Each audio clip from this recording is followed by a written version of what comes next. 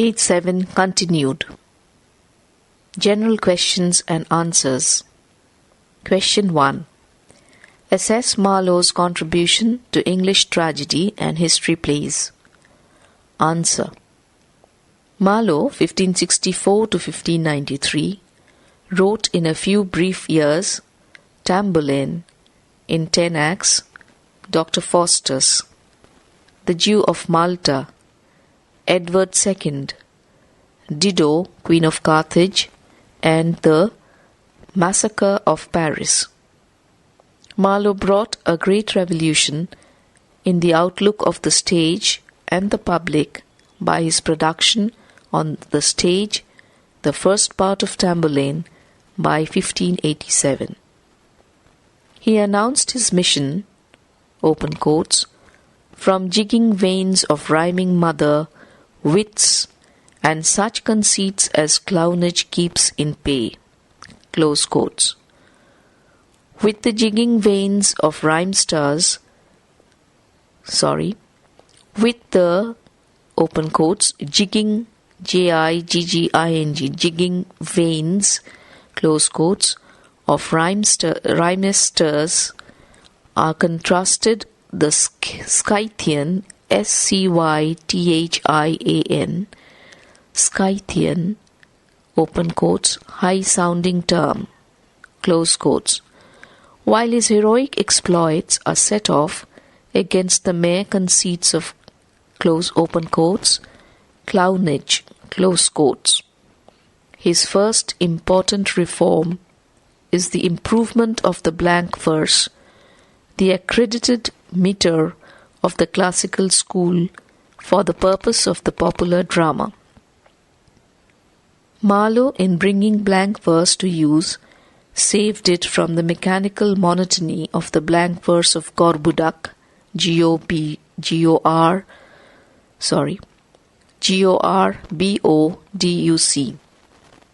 Gorbuduc, and endowed it with extraordinary beauty, which reaches its height in Tamburlaine's praise of, open quotes, divine Xenocrate, close quotes. In the blank verse of the Senecan school, each line ended with a strongly accented syllable and stood by itself, separated by a pause from the preceding and following verses. The lines differed little from rhymed pentameters, except in the fact that they had no rhymes. The effect was tame and monotonous. But Marlowe, breaking through the conventional restraints, altered the structure of the meter, varied the pauses, and produced an entirely novel rhythm of surpassing flexibility and power.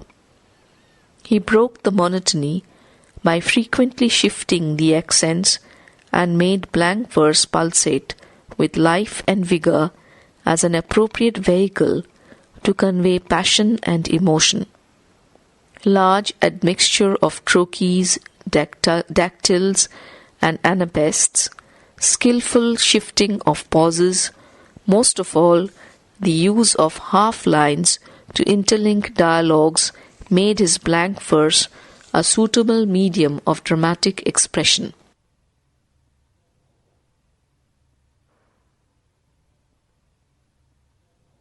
Page 8. Thus Marlowe had under his control an instrument of power in which he could describe passion, pathos, and extremes of things. Marlowe also added to the conception of tragedy. Partly with Seneca's aid, he broke with the whole medieval conception in which tragedy was the fall of a great man.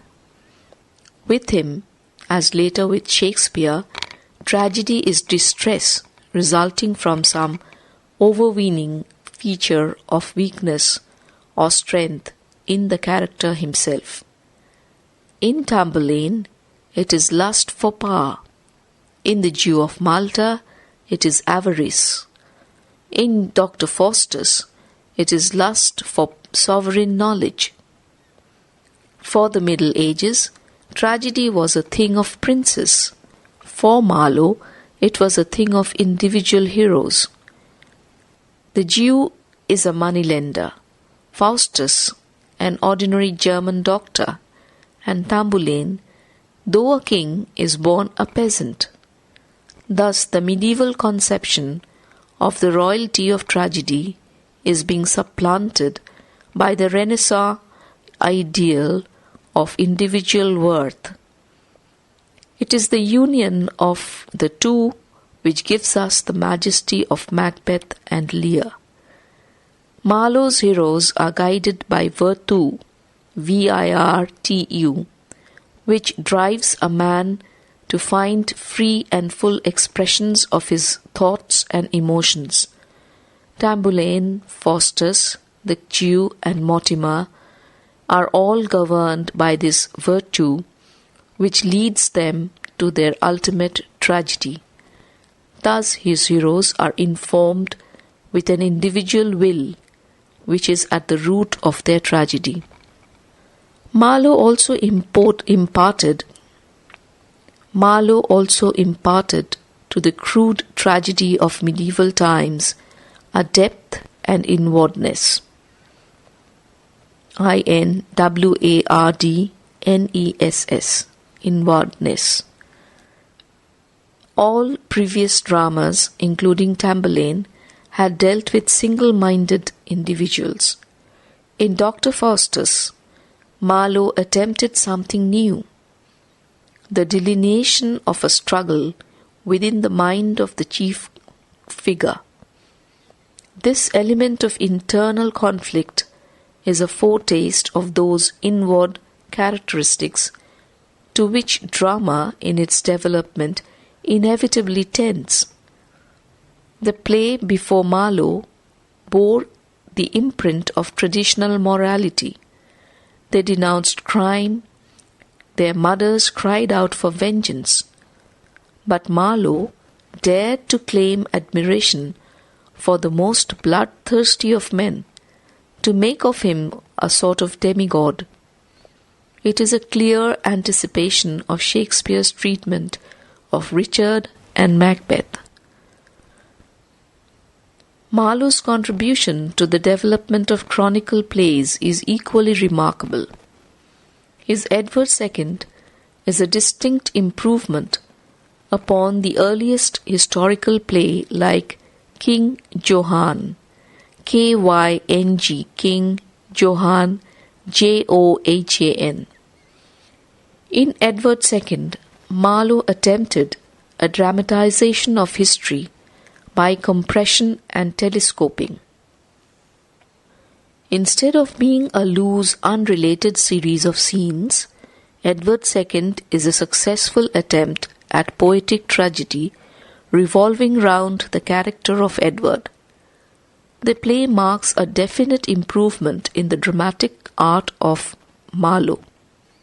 The lyrical declaration is under restraint.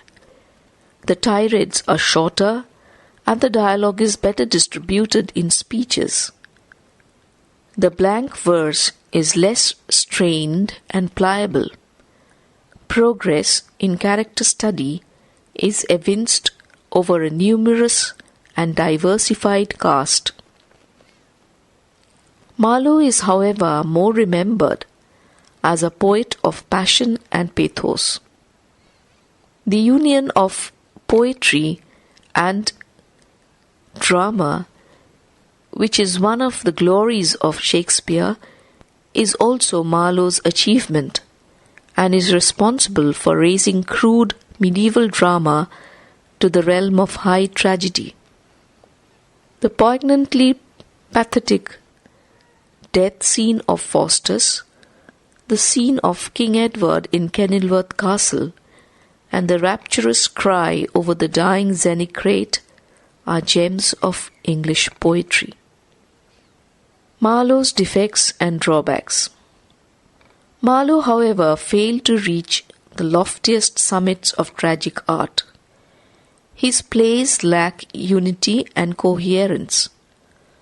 Dr. Faustus is a collection of unrelated scenes loosely pinned together.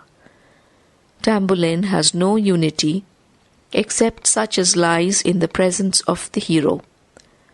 In Edward II, there is a natural evolution of plot to a climax, yet it does not have that stringent structure because of a break in the middle with a too abrupt shift in sympathies.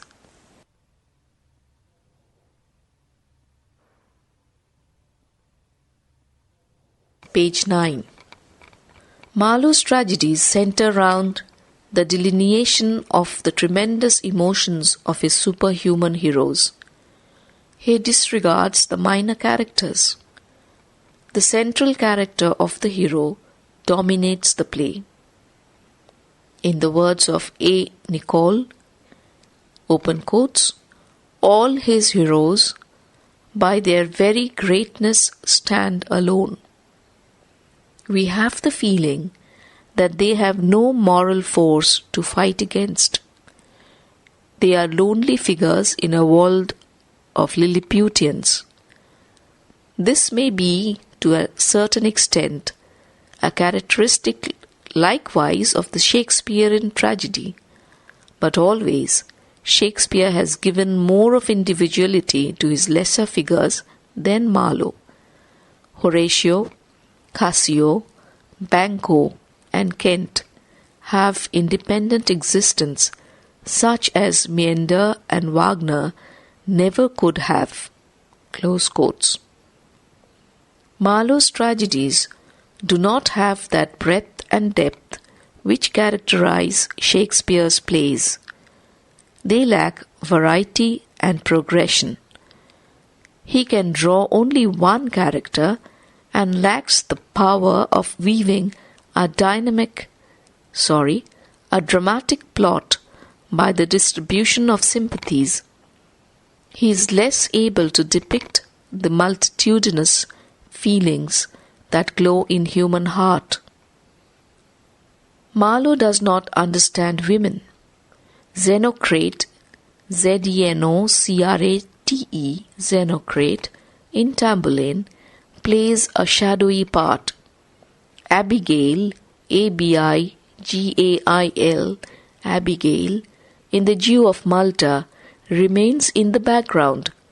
Helen, Helen, appears as a vision in Dr. Faustus. Only Isabel, in Edward II, is something of a woman, but her womanliness is less prominent than her part in inflicting the tragic disaster on her husband. Marlowe's handling of the character is a complete failure.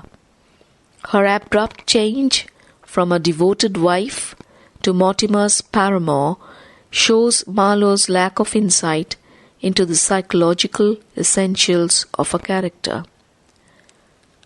Marlowe's craze of high-flown, deep-sounding verse and resonant phrases makes him blind to the artistic need of suiting the dialogue to the mouths of different characters.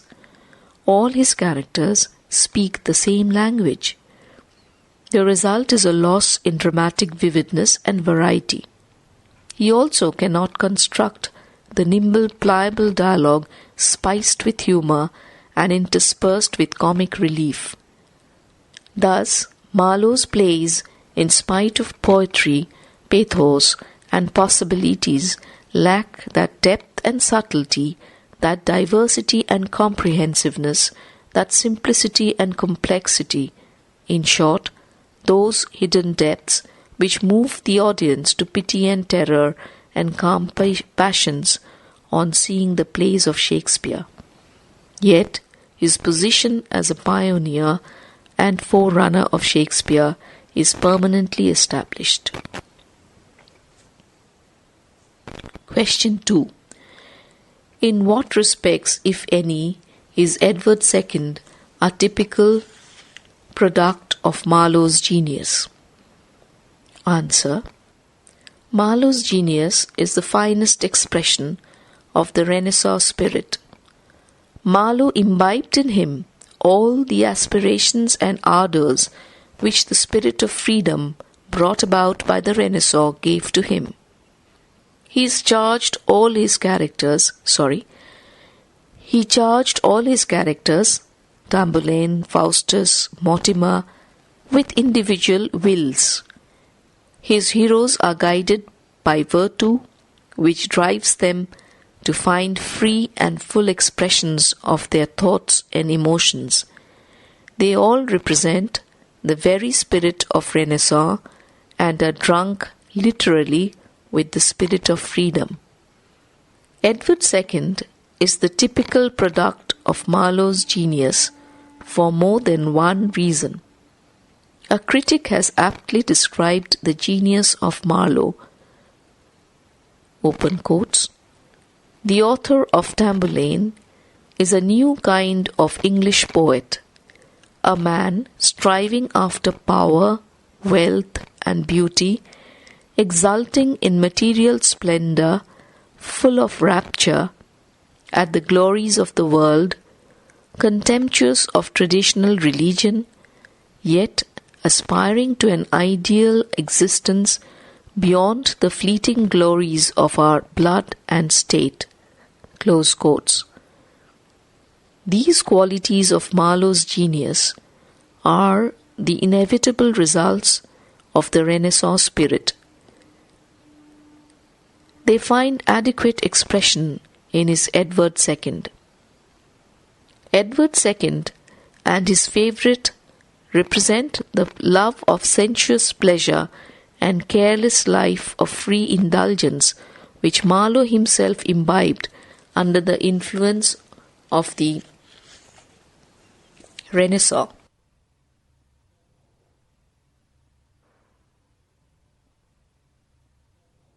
Page 10.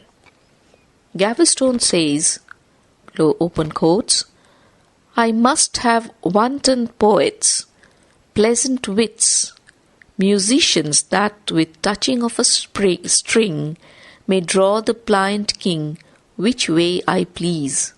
Close quotes. The description of masks and pageants illustrates one aspect of the genius of Marlowe. His fondness for classical myths and classical imageries, which have been used in plenty in the play.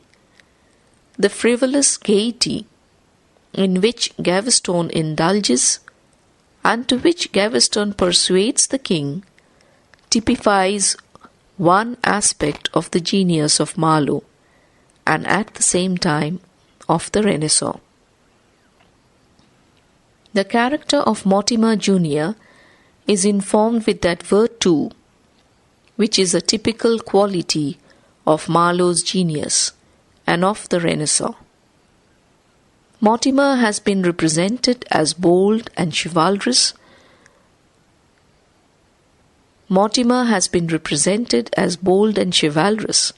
To the distressed queen as an ambitious and reckless contriver. He grows into a Machiavellian villain in the latter part of the play, but his furious defiance of fate at the end makes him a typical Marlovian hero.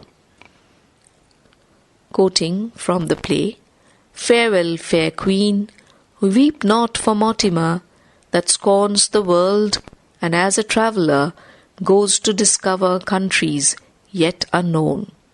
Close quotes. Mortimer alone of all characters in Edward II possesses the untamed spirit and titanic soul of Marlowe's superhuman heroes. This makes Mortimer line up with Marlowe's other heroes, Tamburlaine, Barabbas, and Faustus.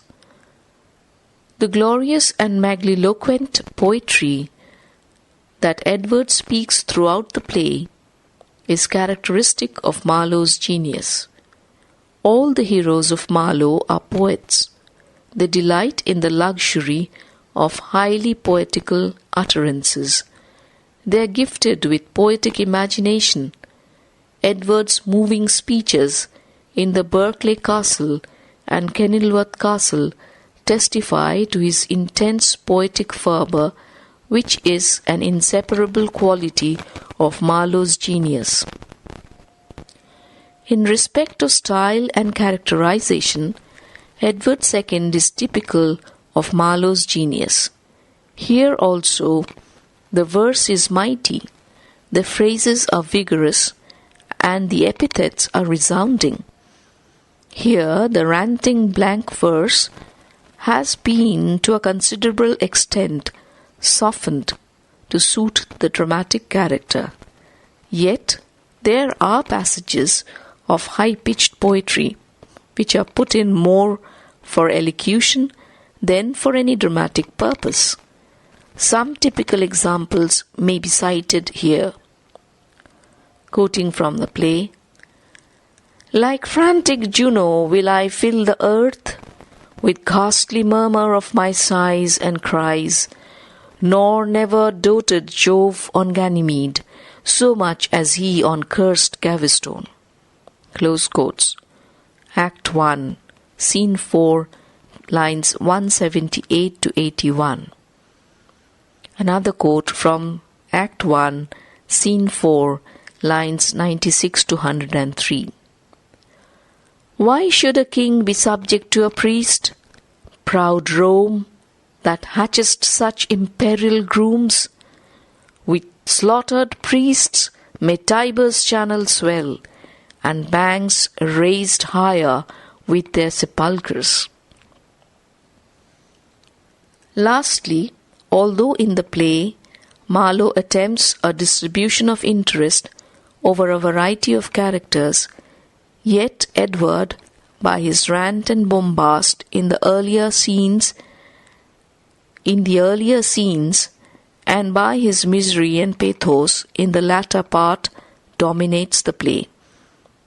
Other characters bear some marks of genius, but Edward puts them into cold shade by his dominating role. Moreover, Marlowe does not depict the multitudinous feelings of his characters. In his characterization of Isabel, the only female character whom he tries to portray, he fails to develop her dramatically. All these show that Edward II is typical of Marlowe's genius.